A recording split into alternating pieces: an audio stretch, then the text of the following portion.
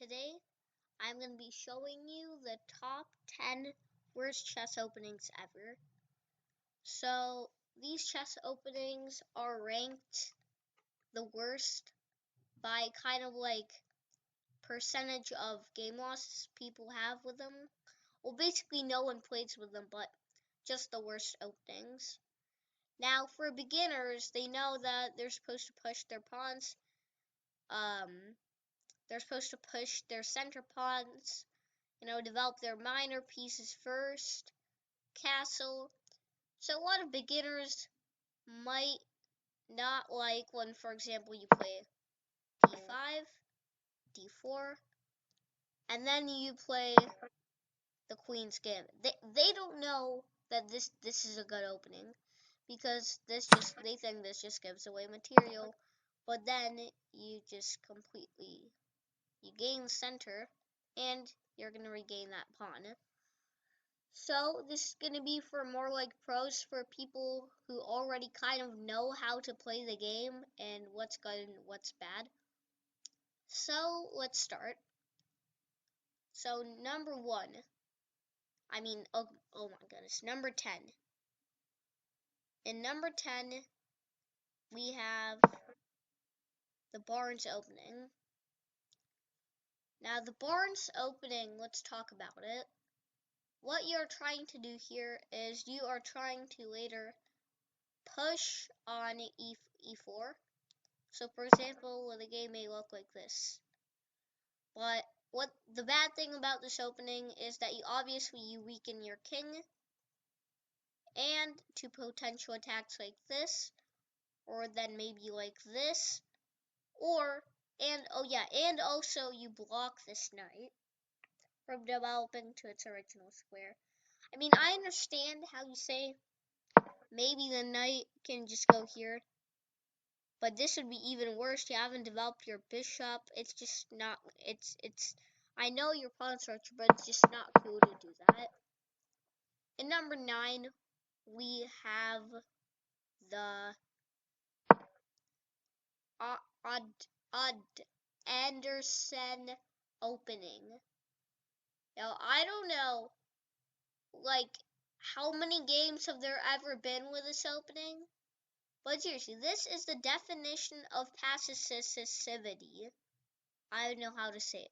This is so passive. What are you doing? You're blocking your knight. Well, kind of.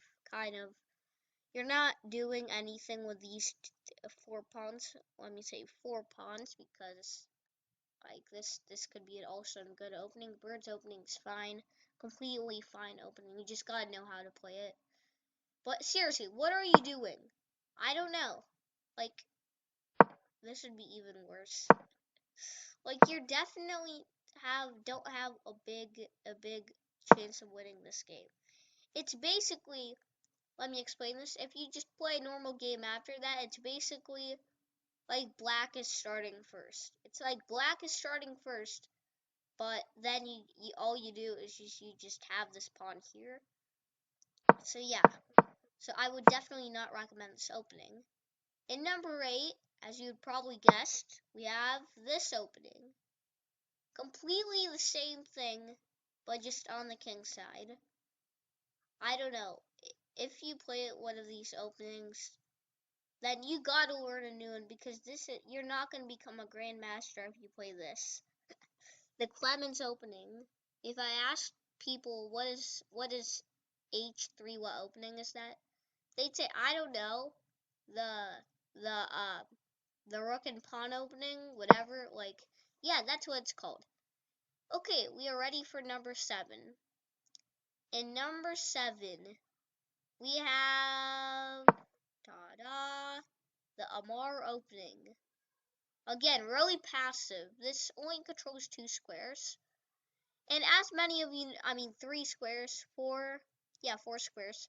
As you know, and if the knight would be here, pretend the knight would be here, it would be controlling 1, 2, 3, 4, 5, 6, 7, and 8 squares. That's so much. Okay, yeah, so you basically get it. This is not a good move. Even though this develops it's basically the same thing, but then your knight is not in a good position, and black just starts kind of starts the game, but your knight is just here. So in number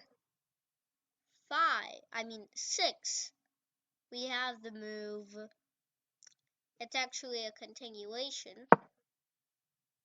This, and then after here we just go here. Okay, if you watched my bomb cloud video, I think you may have an idea of what's coming next. You come here, here, here, develop your bishop, and ta-da, checkmate. You know? Yeah, I remember that. That was totally, I bet you just got scammed when you watched that video. So yeah, completely weakens your king, doesn't do anything active, gives black a free move, you know, to attack and everything like that. And number 5, we are moving into the top 5, so you should like this video and subscribe for better content. And number 5, we have the move, guess it, I'm not joking. In number 5, we have the move here. Ask for a move example like this. We have here.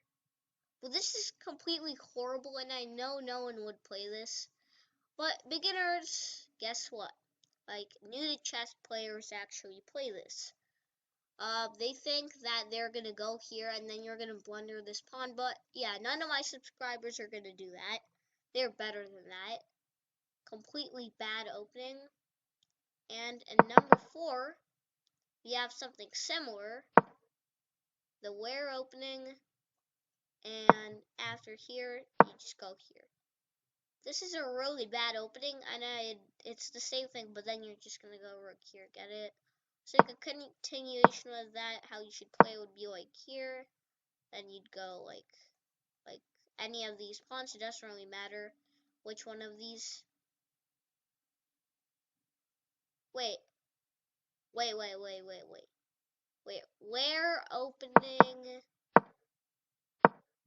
meadow hay stake. Okay, to those of you haters and who don't believe that this is a good and who think this is a good opening, like chess.com says it all. Mistake. A mistake. Meadow hay, mistake. This is a mistake.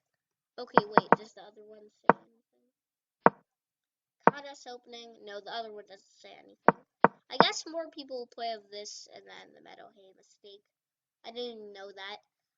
Okay, so in number 3, we have this horrible opening. It is called after Barnes opening, which is also bad. And then you play, it's a variation, okay? That's how bad it is. People actually play this, believe it or not. Yeah, some 100 rated people. People play it that much to actually call it a variation. See? A variation says it's a variation. I don't know. I don't even want to talk about this. This is just so bad. In number 2, we have the polish opening, and then after e5, we have g4. Well, guess what you're doing? You're giving black the opportunity to do this. Take your pawn. After you do a completely passive move, take your other pawn, get the center, and completely dominate the game. That's basically what black is doing here.